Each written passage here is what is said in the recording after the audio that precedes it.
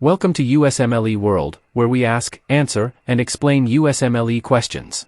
Today, we're diving into Step 2, Psychiatry. Let's get started with question number 1. For the following case, which of the following reactions is likely to be the most impaired in this patient? A. Citrate to alpha-ketoglutarate.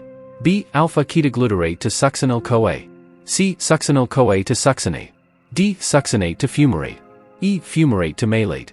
F. Malate to oxaloacetate. G. Oxaloacetate to citrate.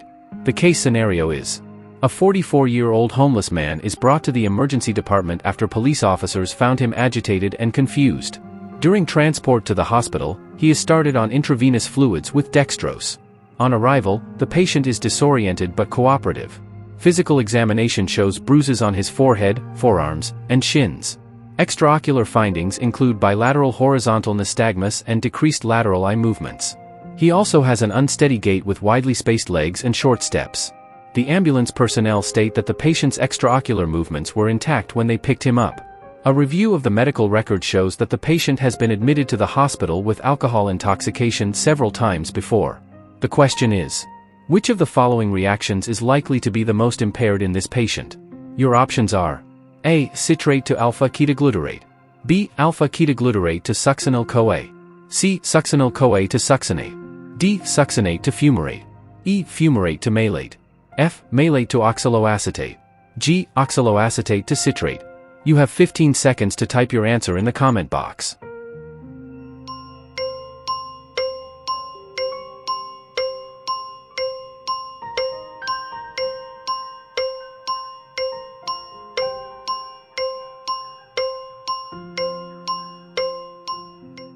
Congratulations if your answer is B, which is alpha-ketoglutarate to succinyl-CoA. This question is designed with the focus to assess your ability to apply foundational science concepts. Patients with chronic alcoholism are frequently deficient in thiamine, a necessary cofactor for pyruvate dehydrogenase, alpha-ketoglutarate dehydrogenase, and transketolase. Administration of glucose to thiamine-deficient patients can cause rapid depletion of the small amount of thiamine remaining in the circulation. This can result in neuronal injury within highly metabolic brain regions, leading to acute Wemicke encephalopathy.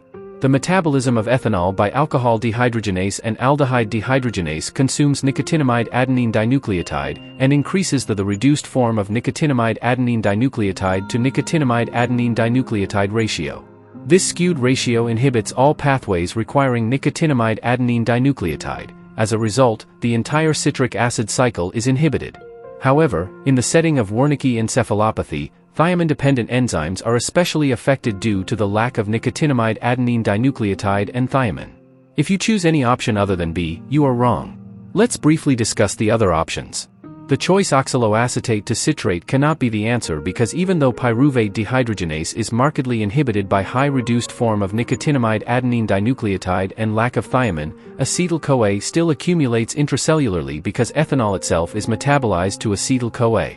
Thus, citrate synthase is not inhibited more than the other non-thiamine-requiring citric acid cycle enzymes. Others like isocitrate and malate dehydrogenase cannot be the answer because even though the above two and alpha-ketoglutarate require oxidized form of nicotinamide adenine dinucleotide and will be inhibited during ethanol intoxication due to depletion of this substrate. However, of these enzymes, only alpha-ketoglutarate dehydrogenase also requires thiamine as a cofactor. Your take-home message from this question is that pyruvate dehydrogenase and alpha-ketoglutarate dehydrogenase require thiamine as a cofactor.